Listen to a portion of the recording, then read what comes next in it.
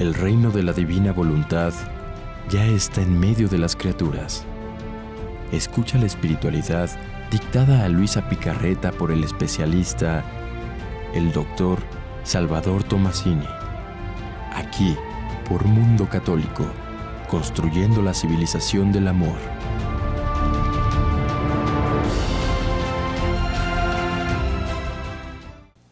Amigos, muy buenos días. Estamos aquí con Ceci. Gracias, doctor. Y en nuestro programa sobre la divina voluntad, ¿no? Sí, doctor, muchos temas para tratar en este año, Así 2018, así que no se lo pierdan, vamos a tratar cosas increíbles. Así es.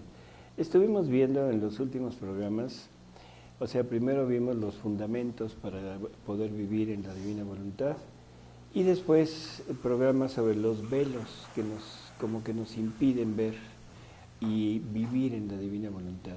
Así es. Pero comentábamos hace unos momentos con Ceci de hay una, ¿cómo diríamos? Una acción, una ideología, una tendencia en la actualidad que es tremendamente destructiva, ¿no? Y destructiva, como ustedes lo han visto en el título del programa, que es destructiva ¿de quién? Pues de Cristo mismo. De Cristo, de Jesús. Y de la imagen de Cristo en nosotros. Así es. Porque Jesús se define a sí mismo como yo soy el camino, la verdad y la vida. Y estamos viviendo una época en la cual estamos destruyendo el camino, la verdad y la vida, ¿no? O sea, estamos destruyendo a Jesús en nosotros, ¿no? ¿A qué nos referimos? O sea, hay algo que se llama relativismo. ¿Qué es relativismo, Ceci? Pues el relativismo es una forma de pensamiento, porque ni siquiera lo considero ni una ideología ni una filosofía, sino una forma de pensamiento, a través del cual mi persona o yo soy la medida de todas las cosas. Así es, donde no hay ya una norma, o sea, ya no existe una norma, ya no existe no sé cómo decirlo, un principio. Un principio verdadero, un principio cierto, un principio del cual parto y que es una verdad inconmovible, ¿no? Así es. Siempre hemos tenido una duda tremenda sobre la verdad. Y, por ejemplo, nos podemos situar en el momento de Poncio Pilatos, presentando a Jesús, ¿no? Bueno, estando con Jesús. Cuando Jesús le habla de la verdad, ¿qué le contesta Pilatos? ¿Qué cosa es la verdad? Como diciendo, ¿de qué me hablas? ¿De qué me hablas? Porque ¿existe la verdad? O sea, realmente la pregunta de Pilatos es como si la verdad no existiera. Así es, ¿qué es la verdad? Sí, ¿qué es la verdad? Y entonces Jesús, bueno, se queda callado porque ya no le dan oportunidad. O sea, esa incredulidad del romano simplemente deja callado a Jesús y ya no le da la oportunidad de decirle yo soy la verdad, mis sufrimientos, es mi verdad y es una verdad que no me podrán quitar y es una verdad que no se podrá destruir. Porque como decías hace rato, Ceci, la verdad de Jesús es el sufrimiento. El eje central de Jesús es el sufrimiento, porque ese sufrimiento es su vida prácticamente en este mundo. Es el centro de su mensaje. Así es, y el centro de su vida. Así es. No es nada más el centro de su mensaje, sino es lo que está viviendo. El mensaje de Jesús es lo que Él vive, y lo que Él vive es el sufrimiento completo. Y en algún momento Él mismo se define como el camino, la verdad y la vida. ¿Qué quiere decir? ¿Camino hacia dónde? Camino hacia Dios. Nadie va al Padre si no es a través de mí. ¿Qué es la verdad? La verdad absoluta es algo que lo que rige, debería de regir el comportamiento de todo el ser humano, de todo ser humano. Es la verdad en cuanto a pureza, en cuanto a poder, en cuanto a belleza, en cuanto a todo lo que Dios es. En cuanto a la creación misma. La bondad, la misericordia, todos los atributos de Dios, que es el grado superlativo, el grado tope de todo lo bueno, esa es la verdad. No puede haber dos verdades. Esto es algo que es importante, porque cuando la verdad absoluta existe, la verdad absoluta, no puede existir otra verdad, porque una verdad sería falsa y otra verdadera. O una verdad tendría determinados conceptos, determinadas verdades que no tiene la otra. Entonces ya ninguna de las dos es absoluta. Así es. Por lo tanto, no habría forma de poder decir cuál es la verdadera o cuál es la ideal para seguir. ¿Sí? Sí. Por lo tanto, la verdad absoluta es Jesús. Esto es curioso porque siempre hemos visto a Jesús como el Redentor, la persona que viene a este mundo a conseguirnos el perdón, la persona que viene a este mundo a sufrir por nosotros, pero no lo tomamos como el camino. No sé si me explico. Sí. O sea, el camino es algo que yo debo seguir. Y lo que por donde ese camino pasa, debo pasar yo si es que quiero ir por el camino. El camino de Jesús es su vida. Por lo tanto, si Él es el camino, yo debería de caminar por donde Él caminó. Claro. Y no me refiero a Israel. No, sino por el camino de sufrimiento, de entrega, de servicio, de amor a los demás, de virtud. De virtud y de la relación, sobre todo, la relación que Jesús tiene con la divinidad. Sí, con su Padre. ¿Sí? O sea, esa relación de la humanidad de Jesús con la divinidad, ese es el camino que nosotros deberíamos de seguir. ¿Y cuál es esa relación? La humanidad de Jesús se convierte en uno con la divinidad. No sé si... Sí, o sea, al decir que se convierte en uno significa que hace la voluntad de Dios Padre, que vive esa voluntad, que lo que dice el Padre lo dice el Hijo, porque muchas veces dice, si me ven a mí, ven al Padre, ¿no? Y el Padre hace sus obras a través de mí. Yo si no me creen a mí, créanle a mi Padre. Creen por mis obras. Exactamente. Él siempre dice que Él no obra por cuenta propia, obra en nombre de su Padre. Así es. Entonces, esa humanidad de Jesús, siendo el Verbo eterno, no es una humanidad aparte, no es una humanidad tomada por el Verbo, sino es el Verbo convertido en carne, que ese es el punto principal. Por lo tanto, ese camino deberíamos de seguirlo nosotros. Ya sé que vamos a decir, eso es imposible. Sí, para nosotros sí, pero Jesús nos lo deja marcado en la última cena. Yo en ellos, o sea, fundido en nosotros, para que a través de esa unión con Él podamos unirnos a la divinidad y al Padre, siendo uno de la misma manera que ellos son uno. Esas es cuando menos las palabras de Jesús en el Evangelio. O sea, que la oración de Jesús al Padre, el anhelo mayor de Jesús es la unidad. Así es. Desde luego, que ya la tiene con el Padre, sí, y con Dios, ¿no? Con Dios Padre, Dios Hijo, Dios Espíritu Santo, y con nosotros. Yo creo que eso es el anhelo que se ve en esa oración. Y para eso viene. O sea, Jesús viene a este mundo para ser el puente de unión entre la divinidad y la humanidad. Por eso es que el Verbo se toma carne, se vuelve carne, para podernos unir con ellos y ser uno, igual que Él en su humanidad es uno por ser el Verbo, ahí uniéndose a nosotros, nos vuelve uno con ellos. Entonces, porque él es el vehículo a través del cual nosotros vamos a lograr la unidad. Sin Él no es posible. Sin Él no es posible. Sin Él podemos llegar a ser hijos de Dios. Ojo. Y yo sé que esto puede causar cierto revuelo, pero en términos generales, ser hijos de Dios es ser adoptados por Dios. Sí, que es consecuencia del bautismo. Sí, de la religión. Y ahora nos acepta como hermanos de su Hijo y llegamos a ser hijos de Él, pero hijos adoptivos, no hijos naturales.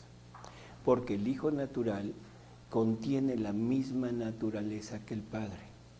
Ay, qué interesante. Y si somos hijos adoptados, lo que adquirimos es el apellido del Padre y los bienes del Padre. Pero no los genes del Padre. Pero no la naturaleza del Padre. No los genes del Padre. Y esto nos lo dice San Juan, o sea, nos lo dice en el Evangelio, nos pone como que nos da el poder de llegar a ser hijos de Dios. Pero en su primera carta dice, ya somos, pero lo que debemos ser, o sea, hijos naturales del Padre, no. Eso lo podremos ver, lo podremos conocer cuando veamos a Jesús tal cual es. Cuando Jesús se revele, se nos muestre tal como es, en ese momento sabremos lo que debemos ser. Esas palabras o lo que deberíamos de haber sido o debemos ser. No, es que San Juan dice lo que debemos ser. O sea que ese es el punto, ¿no? Por lo tanto, el camino que Jesús me está diciendo que es Él, es su vida. Yo debo caminar por la vida de Jesús. Y hemos caminado, pero hemos caminado imitando a Jesús, no siendo Jesús. Claro, sirve de todas maneras, o sea, en cuanto a la función redentora. Claro. La función redentora que me permite acercarme a la divinidad, que me permite gozar de Dios después de esta vida y donde ya puedo aspirar a estar con Él por el resto de la eternidad. Pero falta la fusión. Pero falta esa fusión para poder ser realmente uno con ellos, ¿sí? Como nos lo dijo Jesús. Para poder tener la santidad del Padre, que es lo que Jesús nos pide. Sé santo, como mi Padre Celestial es santo. Él no se puso. Muy no interesante. se puso Él. Muy interesante. Sino puso al Padre. Puso al Padre. Y si Él lo está diciendo, es que Él es santo como el Padre. Sí, porque dice que, no hay, que quien me ve a mí ve al Padre. Así es. Entonces, bueno, ese es el camino. La verdad, bueno, vamos primero con la vida. San Juan nos dice en el prólogo del Evangelio que todo en Él era vida. No sé si recuerdas, ¿sí? Precioso. O sea, que todo fue creado por Él, para Él, o sea, que todo en Él es vida. ¿Por qué? Porque Jesús es el motivo de la creación. Esto es por algo Él fueron hechas todas las cosas. Así es. Por Él fueron hechas, o sea, sin Él no se hizo nada. Esto es importante, sin Él no se hizo nada. O sea que el principio, el origen de todo y de todos nosotros es Él. Él es el dador de vida. Por lo tanto, en Él encontramos la vida, por eso se define como vida. El que no tiene a Jesús, definitivamente no tiene vida. Sí. No sé si me sí, porque se quitó la causa fundamental de tener vida, que es Jesús. Y estamos hablando de vida, pero de vida eterna. No estamos hablando de la vida material. Porque la vida material, ahí está. Ahí está, nos la sigue dando, seamos lo que seamos, aunque no lo aceptemos. Y todo Él nos sigue manteniendo nuestra vida material. Pero la vida espiritual y la vida eterna, esa solamente fundidos con Él, nada más. Si Él es el camino, si Él es la vida, o sea, ya dijimos, para tener esta vida necesito caminar por la vida de Jesús. Y si esto es verídico, Él es la verdad. Porque el que no camina por este camino no llega. Cualquier desviación que tengamos me va a conducir a donde queramos, menos al Padre, porque a través de Jesús se va al Padre. Claro. Así que creo que queda muy claro, ¿no? O sea, en términos generales, que Jesús es el camino, la verdad y la vida. Así es. Y ahora quizá podamos entender un poquito más a qué se refiere ese camino. Sobre todo, a mí me llama mucho la atención el camino, porque es en donde se centra todo. Si yo sigo este camino, tengo la vida. Si yo sigo este camino, estoy en la verdad. ¿Sí? Por lo tanto, el camino es el punto principal. Porque mientras yo siga ese camino, tengo vida y tengo verdad. Y tengo verdad. Estoy en la verdad y tengo la vida. Si me salgo del camino, pierdo las dos. Interesante. Por eso ¿sí? el camino es el punto. Es el punto central. Por eso Jesús dice, yo soy el camino, primera cosa, la verdad y la vida. O sea, no lo dice casualmente. Así es. Sino que tiene un sentido, y ese sentido es que perdido el camino, pierdo la verdad y la vida. Así es. Entonces hablábamos de el relativismo. Un relativismo en esta época, en nuestro mundo actual, en donde ya no hay una verdad absoluta. Ya no hay un camino y, lógico, ya no hay vida. ¿Sí? ¿A qué me refiero? Que en la actualidad tenemos la funesta idea de que cada uno de nosotros tiene su verdad, de que cada uno de nosotros tiene su propia verdad y la moralidad, el centro de la moralidad para mi vida soy yo. Yo decido qué es bueno y qué es malo para mí. Nada es verdad ni es mentira, sino todo depende del color del cristal con que se mira. Bueno, ¿no? Así es. Por lo tanto, en ese momento en el que yo me vuelvo el centro de mi moralidad, estoy poniéndome como camino de mi vida. No, pues qué error tan grande. Estoy poniéndome como una verdad absoluta para mí.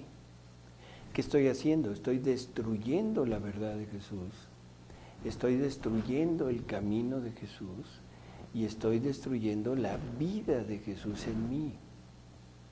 O sea, que siendo yo el camino, dejo el camino que es Jesús. Siendo yo la verdad, dejo la verdad que es Jesús. Y siendo yo la vida, porque me convertí en mi propio mentor, pues he perdido la vida divina que es la de Jesús. Así es. Entonces, el relativismo, que es lo que estamos viviendo, ahora cada quien vive desde su punto de vista lo que le parece correcto. ¿A ti te parece correcto el aborto? Pues aborta. Abortas. ¿Por qué? Porque para ti esa es tu verdad y eso es lo mejor para ti. No importa que haya una verdad absoluta que te dice que eso es un crimen. Tú eres los mandamientos. Ya los mandamientos no son los de la ley de Dios. Exacto, son tus mandamientos. Entonces tú puedes abortar, tú puedes fornicar, tú puedes... Cambiarte de sexo. Cambiarte de sexo, tú puedes ser adúltera, tú puedes lo que sea. No importa. Ahora lo único que importa es... Me voy a meter con cosas políticas, ¿no? El derecho, ¿cómo dice? El respeto al derecho ajeno es la paz. Es la paz. Y eso lo hemos tomado como una norma absoluta. Y yo digo, ¿será posible tener esta visión? No, que es equivocada. El respeto al derecho ajeno. Tu derecho para ti como persona es abortar. Y tú abortas. Entonces yo respeto respeto ese derecho. Perdón, pero eso no es posible. Porque ahí se olvidaron los derechos de Dios. Así es. O sea, primero me hice yo centro de los derechos, cuando el que tiene los derechos solamente es Dios. Y Él los da o los quita. Así es. Y uno como creyente tiene forzosamente la obligación de decir, estás mal. Pero eso se toma como juzgar y se toma ya como algo, como una agresión y como un transgredir los derechos de la otra persona. Perdón, pero estamos totalmente equivocados, ¿no? En la actualidad ya no se puede hablar, no se puede, ¿cómo diríamos? Juzgar los actos, por ejemplo, de esto de género, ¿no? Sí, la ideología de género. Perdón, pero también yo creo que la misma naturaleza, la misma cosa natural, nos está hablando de que esto es total y absolutamente un error. Y estamos poniendo en primer lugar a la persona que tiene estas ideas y estamos omitiendo el tratar de sanar aquella desviación. No sé si se entiende. Sí, pero la estamos haciendo incorrectamente.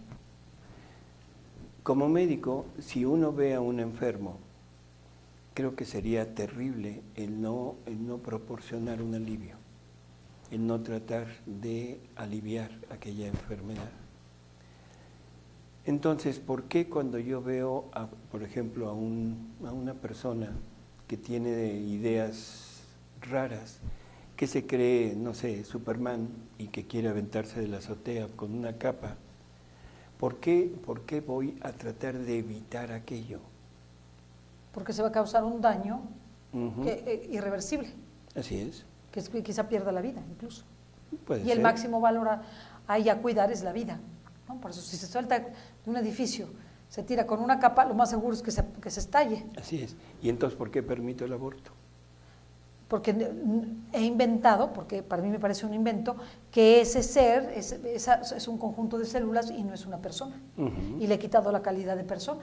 Le he quitado, ¿y quién me dice que no es una persona? Mi propia apreciación, Así es. Ni siquiera médica, porque conforme al dictamen médico, esa es una persona. Claro. Porque tiene todos los elementos para desarrollarse como tal, ¿verdad? A menos de que sucediera algo en el embarazo, pero tiene todos los elementos. Entonces, para un médico, esa es una persona, y incluso ahora, como ustedes saben, se está peleando por la objeción de conciencia. Es decir, que el médico, sabiendo que es una persona, no interviene en el aborto porque sería privarle de la vida a una persona, y eso es una objeción de conciencia. Su conciencia le dicta que, y no es que sea su conciencia, médicamente lo sabe. Así es. Entonces puede hacerse hacia atrás, hacia esa acción que es privar de la vida a un pequeño que tenga 1, 2, 3, 4, 5 semanas, ¿no? Las que sean. Las que sean. O sea, no importa el tiempo, ya es una persona. Ya es una persona, aunque esté chiquito. Sí. Aunque sea una persona chiquita. Una persona chiquita. Por lo tanto, o sea, ¿qué es lo que estamos haciendo? No nos hemos dado cuenta que el relativismo no es ni siquiera seguir mis propias ideas, sino es seguir las ideas de alguien que nos las está imponiendo. Ese es el problema, y yo las hago propias. Y ahora el camino, la verdad y la vida es la ley.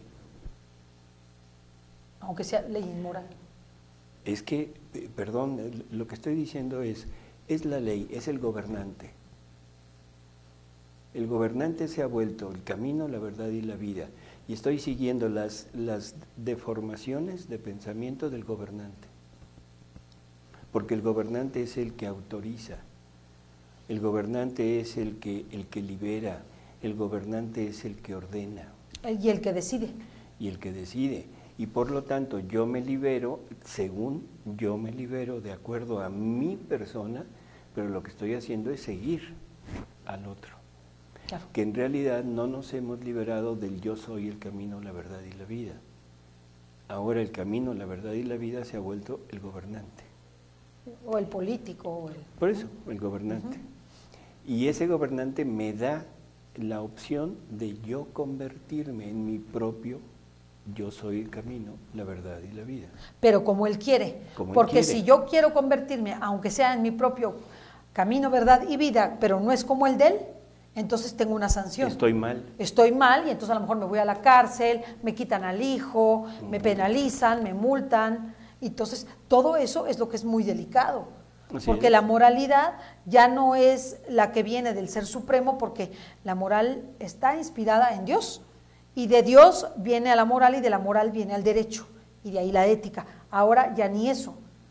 Así es. Es una ética impuesta, una moral impuesta, y entonces el derecho está inspirado en quienes tienen esa moralidad, en su propio yo.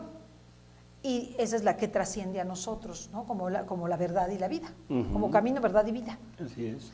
Y nosotros no tenemos ni la capacidad de cuestionarla, y si la cuestionamos, pues tenemos una sanción. Y esto es muy interesante porque en algunas revelaciones Jesús, hablando del anticristo, el que se opone a Cristo, está hablando de que hay un anticristo social.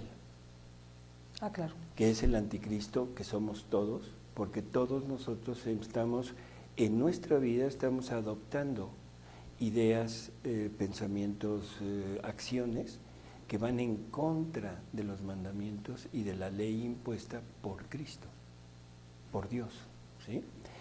¿A quién le parece bien el adulterio? No pasa nada, es simplemente... Sí, no, ya ni delito es. Así es. La fornicación, por favor, es que ya ahora hasta se recomienda. Es terrible. Está terrible. ¿Sí? Sí. O sea... El aborto, bueno, pues si no te conviene ese hijo, porque tú no querías, pues ya. Así es. O quieres buscaste ese hijo, pero te salieron dos, porque hasta eso, ¿no? Entonces coge el que está bonito o el que está más grandecito y matas al otro. Sí, hay gente que hace eso, que tiene eso autorizado por la ley. Eso, o sea... Porque fecundan varios óvulos y de esos óvulos que fecundan sobreviven dos. Dicen, no, pues yo nomás quería uno, maten al otro. Bueno, es que eso es siempre, ¿eh? Sí, pues ha sido fuertísimo. O sea, nunca se hace un óvulo con un esperma. Yo lo sé, Se hacen varios óvulos con esperma y se fecundan, yo diría todos. Entonces se escoge el que va más, se desarrolla mejor, el que está mejor, más capacitado, y ese es el que se escoge para ponerlo, para implantarlo en el útero, pero los otros o se desechan o se guardan para experimentos. No, es fuertísimo. ¿Sí? En fin, por lo tanto estamos viviendo lo que Jesús dice. Es una época del anticristo social, donde cada uno de nosotros tiene sus propias desviaciones, y esas propias desviaciones las vivo gracias a la permisividad que me da el gobernante. Porque cuando el gobernante dice que el aborto es un delito y que me puedo ir a la cárcel, eso me puede detener. Y entonces me detengo al aborto, no por mi voluntad, sino por convicción, sino porque me expongo a una sanción. Ahora, en el momento que el gobernante me dice libre, en ese momento yo desarrollo mi propia libertad, mi propia verdad y mi propio camino, y yo hago lo que yo quiero. ¿Qué estoy haciendo? Destruyendo a Jesús. Punto, destruyendo a Jesús. Todo aquel que acepta, que coopera, que simplemente aplaude o está de acuerdo con todo lo que se está haciendo, está destruyendo a Jesús en su interior. Y no nos damos cuenta que eso es quizá lo peor, ¿no? Si esto es en el plano general, ¿qué será en la divina voluntad, Ceci? Es que destruir la imagen de Jesús en nosotros, porque nosotros somos imagen y semejanza de Dios, concretamente imagen y semejanza de Cristo, que es quien tiene nuestra realidad más parecida, ¿ok? Entonces destruir la imagen de Jesús en nosotros nos equivale a la condenación, y por eso cuando una persona, cuando Jesús habla del infierno y del cielo, dice: id malditos, malditos al fuego eterno, ¿no? Como si no los reconociera. ¿Quién eres? Me tocarán y me dirán, pero Señor, ¿por qué? ¿Cuándo te vimos? ¿Cuándo te conozco? Yo no te conozco. Ahora entiendo por qué. Acabas de tocar un punto que es neurálgico. Todos pensamos que Dios nos ama, ¿sí? Sí. Y que me ama por lo que soy. Digo, por mí. Terrible error. Me ama por Cristo. Dios me ama por lo que Él ha puesto de Él en mí. Ay, qué hermoso. Esto hay que irlo con calma, porque no podría ser que un padre amoroso trate así a un hijo. Por eso todas esas ideas nuevas que hay ahora, de que Dios no condena, de que el infierno no existe, de que todos al final vamos a gozar de Dios, de que no importa cómo vivas. Sí, lo has oído. Sí, claro, doctor, pues eso es de todos los días. O sea, ya nadie cree en el infierno. Y dentro de la misma iglesia. Claro, incluso sacerdotes. Sacerdotes que dicen, no, pues eso no es cierto. Así es. No, que Dios no es malo, Dios no te castiga. Entonces, Dios nos ama por lo que Él ha puesto de Él en mí. Yo puedo ser lo peor, puedo ser el más terrible, el más nefasto de este mundo, pero siempre existe la esperanza de que al final pueda aceptar y me pueda convertir. Y por eso es que Dios me mantiene, y el amor de Dios, que es darse, me está dando los dones y las gracias necesarias para que yo pueda convertirme. No me las quita, me sigue. Pero si al final continúo con esa idea y le digo no a Dios, ahí Dios, no te conozco. Porque has perdido la imagen de Cristo Así en es. ti. Y no eres, Por eso ya no te eres reconozco. nada de lo que yo creé. Es que qué impresión. Así que en este momento, apártate de mí, maldito, y vete al fuego eterno, preparado para... ¿sí? Esto es tremendo porque este es el camino que estamos siguiendo. Este es el camino al que nos están induciendo a seguir. Como Y- bueno, como bueno. Como bueno. Ahora pensamos que la modernidad, esta modernidad que tenemos, es un adelanto, cuando que en realidad es un tremendo rechazo, un tremendo retroceso. De hecho, doctor, la creación de tecnología o los famosos robots tan anhelados, ¿no? Para que realicen tareas y el famoso mundo feliz de Aldo Huxley, en donde pues todos son creados en serie. No hay nada más contrario a la imagen de Cristo. Claro. O sea, impresionante. Ujú. O sea que nosotros, por eso, bueno, siempre que hay estas películas, ¿verdad? Que Hollywood siempre se adelanta a los eventos, llega un momento en que los robots se humanizan y los humanos se deshumanizan. Y el robot domina. Y el robot domina y el robot se vuelve casi persona. Una creación humana que ni siquiera es ya imagen de Jesús. O sea, y nosotros eso que viene atrás lo aceptamos como algo maravilloso, Ujú. cuando lo que hacemos es borrar la imagen de Jesús de todas las cosas. Y estamos llegando a un punto donde estamos pensando que el ser humano se vuelve creador. Exactamente. Que ese Exactamente. es el punto. El creador ya no es nada más a nivel de embarazos logrados por inseminación, in vitro. No es el estar buscando la forma de poder crear, y crear con materias existentes, no una creación Como la real. clonación. Como la clonación o como poder producir genes y que logren fecundar a otros creados por el hombre. ¿Sí? Eso ya pasó a la historia. Ahora, esto que dices es muy real. Esos robots que pueden llegar a tener conciencia y sentimientos. Es impresionante eso. Nos estamos acercando al momento de decir, Dios, no necesitamos a Dios.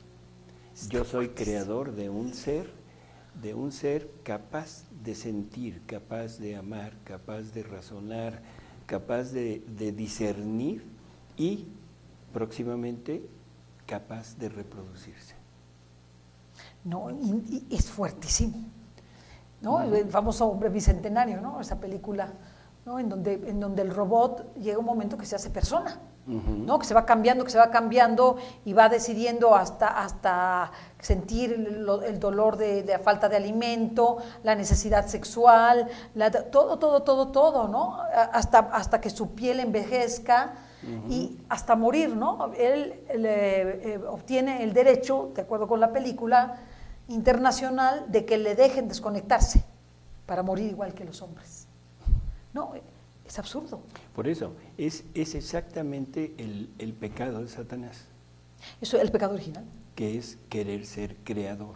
Ese es el pecado original.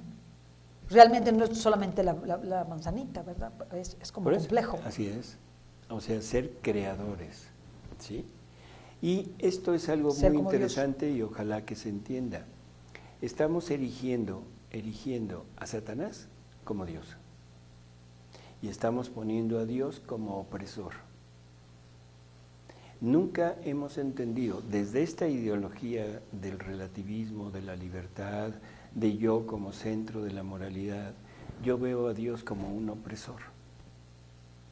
Porque es el que me inhibe, es el que no me deja ser yo, según. ¿Sí? Y es que es real. Sí. Es que no me deja ser yo, porque si soy No. yo, ya perdí todo. No me deja ser yo porque no soy yo. Ese es el punto. No entendemos que lo que yo tengo como vida, entre comillas, es muerte. Y que lo que Dios está queriendo es salvarme de esta muerte y me está poniendo el camino de la vida. Pero como eso va en contra de mí, en contra de lo que yo he decidido, fíjate bien en esto, yo he decidido que en la actualidad lo que me rige es el instinto. Vivimos en un mundo en donde la razón pasó a la historia. No sé si usted está de acuerdo. Sí. Lo que nos rige en la actualidad es el instinto. Es más una emoción interior emocional que una reflexiva, racional consideración. Así es. Entonces, estamos erigiendo a Satanás como el liberador de la humanidad. Porque nos viene a liberar de ese Dios opresor que no me deja ser lo que yo quiero ser y que supuestamente me está obligando a hacer lo que yo no quiero ser. Yo no quiero ser casto, ¿sí? Sí. Yo quiero ser, ya sabes, Promiscuo. promiscuo. Entonces Dios me dice, eso está mal. Y entonces es el opresor. Y viene Satanás y me dice, no hombre, libérate. Si para eso tienes una naturaleza, para eso es esto. Por eso lo tienes, para que lo uses. Entonces usamos al enemigo de Dios como camino, verdad y antivida. Por eso, y antivida. Y antivida. Y ahora en la actualidad, ya yéndonos más arriba, porque hace un momento poníamos al dirigente, al gobernante, pero el gobernante está siguiendo los pasos de Satanás. Claro, seducido por él mismo. Así es. Entonces, en realidad lo que estamos haciendo es poner a Satanás en el puesto de Dios. Y estamos poniendo a Dios en el puesto de Satanás. Dios es el opresor y Satanás es el liberador. El bondadoso. Por lo tanto, hay que seguir a Satanás y hay que rendirle a Satanás. Y realmente nada más alejado de cuando decimos, sé tú mismo, ¿ok? Es lo más alejado de ser tú mismo, porque ¿quién yo realmente soy? Que es motivo de otro programa. ¿Quién realmente soy? ¿Soy quien yo creo que soy? Soy...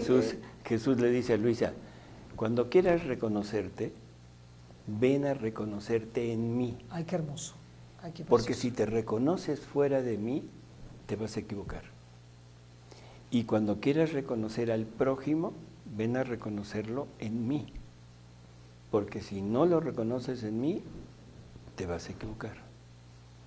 Así que para entender quién soy, o me veo en Jesús o no me veo. Simplemente para terminar, doctor, la imagen de Pilatos presentando a Jesús como el hombre. He aquí el hombre. He aquí al hombre, eche homo. A mí me sobrecoge esa imagen, se me hace de las más sobrecogedoras porque vemos a un Jesús destrozado. Entonces cuando decíamos que el centro de yo soy, o sea de Jesús en la tierra, es ese hombre despedazado. Ojalá aprendamos de ese momento lo que realmente somos. Es que ese Jesús destrozado eres tú. Claro. Porque Él viene a tomar nuestra vida, viene a tomar todo lo que yo soy para vivirlo Él. Ese Cristo crucificado, azotado, coronado, golpeado, hecho lo peor, ese soy yo.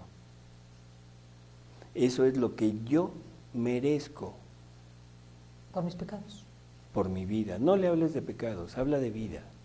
Peor. Por mi vida. Por lo tanto, el momento en el que Cristo se presenta así, al que debo ver es a mí. Yo soy el que debe estar ahí. Y el verdadero Cristo, el verdadero hombre es el resucitado, el glorioso. Ese es lo que yo debería de ser. Y el amor de Dios se muestra, la bondad, la misericordia de Dios se muestra en que es Cristo quien viene a pagar lo que yo debo. Y es Cristo quien viene a resucitarme para darme esa humanidad glorificada, y esa humanidad gloriosa me la viene a dar a mí. Ese es el camino, la verdad y la vida. Pero la verdadera imagen mía no es el glorioso, el potente, el que ha logrado, no, sino es Cristo crucificado, Despedazado. despedazado. Y es muy chistoso porque cuando Pilato le dice, he aquí al hombre, no dice, he aquí a Jesús de Nazaret, o he aquí al que se dice rey de los judíos. No dice eso. No, dice al hombre. He aquí al hombre. Y cuando se refiere a él como al hombre, quiere decir que eso sería lo que todos deberíamos de ser. Así es. A mí eso me impacta muchísimo y creo que es la imagen que Jesús quiere que nosotros tengamos de nosotros mismos. Así es. Por eso es que este relativismo, esta corriente que ahora se ha vuelto dominante, esta corriente destruye no solo ya el camino, la verdad y la vida, me destruye a mí. Y por lo tanto, la divina voluntad no tiene nada que hacer en este mundo. Claro. Porque la divina voluntad es la que viene a poner el contra y dice, destruye todo lo que tienes. Claro, claro. Llega a tu nada. Eso es lo que entendían nuestros primeros padres cuando, bueno, de lo que aprendieron de Jesús, desde los apóstoles hasta los primeros padres de la iglesia. Hablaban de eso, precisamente. Y todo lo que fueron la Revolución Francesa y todo eso fue contrario. Ese es el principio de nuestra perdición. Así es. ¿No? Porque ahí empezó el relativismo. Bueno, yo creo que empezó desde antes, ¿no? Sí. Pero en realidad así como movimiento social mundial, sí. Es ahí. Así que amigos, estamos en esto, ojalá y que esto logre permear en nosotros, que este relativismo que se vive en la actualidad no es absolutamente nada positivo. No, y que destruye la imagen de Jesús en nosotros. Y aquí no hay más que dos caminos, o sea, esto es tremendo, pero no hay más que dos caminos. Tenemos que creer en algo, no somos producto de una casualidad. La palabra casualidad no indica falta de causa, sino indica ignorancia de la causa. Claro, claro. Casualidad no sabes de dónde viene. Es ignorancia de la causa. No somos producto de la casualidad. Simplemente veámonos como somos y tendremos que llegar a la conclusión de que no podemos ser así, hechos al azar, ¿sí? No somos producto de la evolución. Entonces no tengo más que dos, o creo que soy producto de esa evolución absurda, porque no es así, o soy producto de una creación. Y esa creación no puede ser más que por un ser superior. Y ese ser superior, o sea, es al que le hemos dado el nombre de Dios. O creemos en Dios, o definitivamente no creemos.